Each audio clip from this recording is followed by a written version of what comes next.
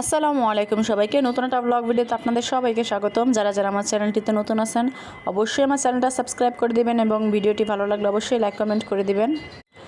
আজকে সন্ধ্যার পর বের হয়েছিলাম একটু রাস্তায় হাঁটার জন্য। আমি, আমার ভাবি, আমার মা তিনজনে মিলিয়ে অনেক ঘোরাঘুরি করতেছিলাম। আর রাস্তার ভিতরে এত মানুষ, তো এই তো আমরা রাস্তা দিয়ে হাঁটতে হাঁটতে চলে গেছিলাম আমার এই আন্টির বাসায়। এই হচ্ছে আমার আম্মুর একদম ক্লোজ বান্ধবী। তো বাসার ভিতরে ঢুকিয়ে দেখি সবাই মিলে আড্ডা দিতেছে, আর এই হচ্ছে আমার বান্ধবী। তো এখানে অনেকক্ষণ আড্ডা দেওয়ার পরে আন্টি আমাদের অনেক কিছু খেতে দিল। এখানে ছিল চিড়ার মোয়া, নারিকেলের মোয়া, তারপরে হচ্ছে বিস্কিট, তারপরে খেয়েছিলাম চিতই পিঠা, সাথে ছিল 2 রকমের ভর্তা, তারপরে ছিল একদম গরম গরম চা।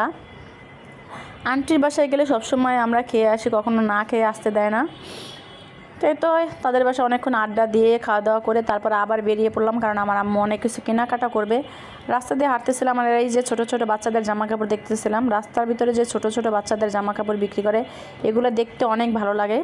আর সন্ধ্যা হলে মানুষের অনেক ভিড় দেখা যায়। এরপরে চলে গিয়েছিলাম আমরা ফোনের কভার কিনতে। আমার আম্মুর ফোনের জন্য নতুন কভার লাগবে, আমার মায়ের ফোনের জন্য নতুন কভার লাগবে, এই কারণে আমরা কভারগুলো দেখতেছিলাম। এখানে অনেক সুন্দর সুন্দর কিউট কিউট কভার ছিল। কভার কেনার পরে আমরা চলে গিয়েছিলাম জুতা কিনতে। আমার বাসায় পরার জন্য স্যান্ডেল প্রয়োজন, এই কারণে আমার আম্মু স্যান্ডেলগুলো দেখতেছিল খুঁজে খুঁজে যে কোন জুতাগুলো দেখতে সুন্দর। জুতা কেনার পরে আমরা চলে গিয়েছিলাম হচ্ছে মোজা কিনতে, কিন্তু মোজাগুলো একদম ছোটো ছোটো ছিল। আমার ছেলের জন্য পায়ে আর কি ঠিকভাবে হবে না, এই কারণে আমরা আর মোজা কেনা হয় না। এরপরে আমরা চলে গিয়েছিলাম বাসায়। তো আজকের ভিডিওটা ছিল এই পর্যন্তই। আপনাদের কাছে কেমন লেগেছে অবশ্যই কমেন্ট করে জানাবেন।